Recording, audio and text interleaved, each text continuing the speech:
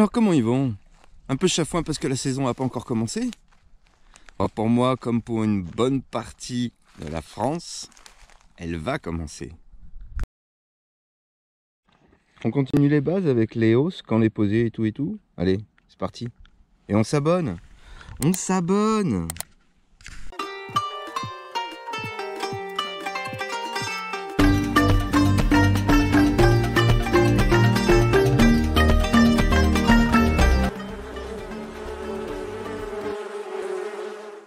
« 10 h du matin, ça s'active doucettement.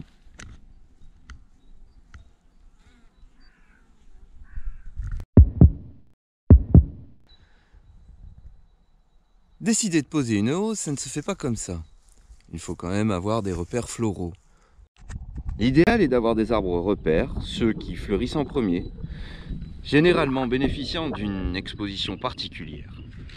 Personnellement, j'ai quelques arbres repères, notamment sur le saule marceau, cassia, sur le châtaignier.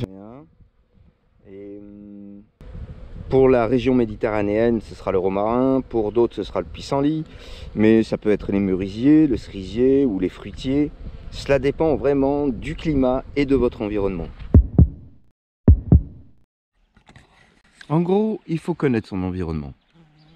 Savoir si on a de la cassia, du tilleul, du châtaignier, du romarin, que sais-je encore.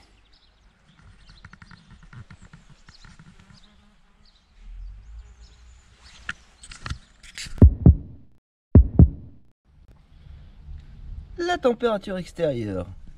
Pour effectuer une visite de printemps, comme pour rajouter une hausse, la température de 15-16 degrés pendant plus de 3 jours, avec pas de gelée la nuit, est aussi une des règles à respecter pour la pose des hausses.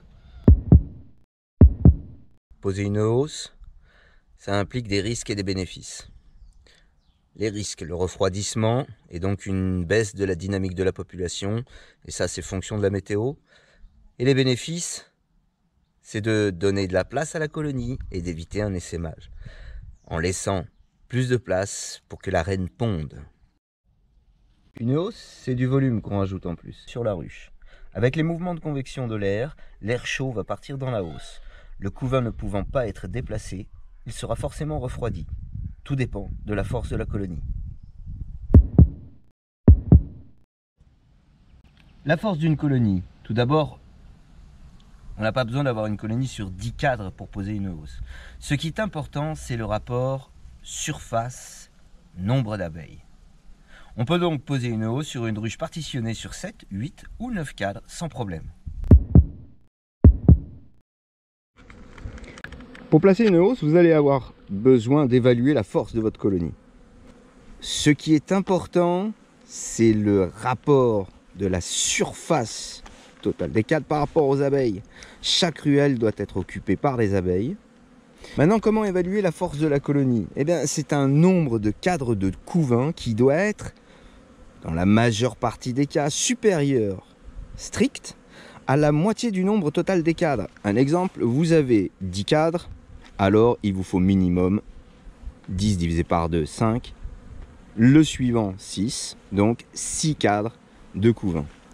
C'est pas une règle, voilà, mais ça vous permet de vous rappeler, tiens, est-ce que je peux passer? Là, vous saurez. Un autre exemple, elle est sur 9 cadres. Combien il me faut minimum de cadres pour placer une hausse? 4,5, donc 5. Le suivant, supérieur. Sur 8 cadres, la moitié fait 4, donc 5 cadres sur 8, d'un bon rapport pour placer une hausse. Bien sûr, il faut toujours avoir suffisamment d'abeilles dans la ruche. Pour placer une hausse, vous devez vous fier à quelques signes qu'il faut savoir décrypter. Donc tout d'abord, des réserves sur les cadres de rive. Si vous commencez à avoir du nectar qui est placé dans le cadre de rive, c'est un bon signe. Du nectar dans le nid à couvain, c'est déjà peut-être trop tard et vous allez passer en blocage de ponte. Et enfin, les constructions de cire. Donc au printemps, visite du printemps, vous allez nettoyer la tête des cadres. Et si vous vous apercevez que les abeilles font des petites constructions de cire comme celle qu'on voit là ici sur le plexi, ça c'est également un signe. Et enfin, la cire blanche au niveau des boudins de miel autour du couvain est un très très bon signe pour savoir si ça miel.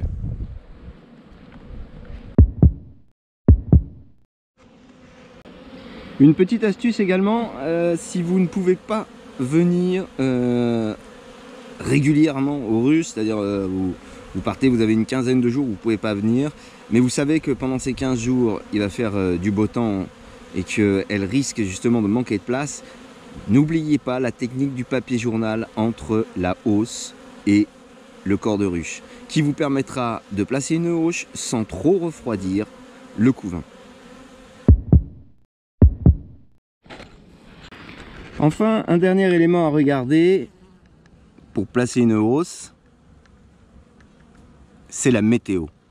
S'il ne fait pas bon pendant une semaine, c'est pas la peine de placer vos hausses. Vous attendrez une semaine et les abeilles également. Enfin, il y a une dernière méthode, c'est de copier sur le voisin apiculteur. Mais le problème, c'est s'il veut toujours avoir une hausse de plus que vous.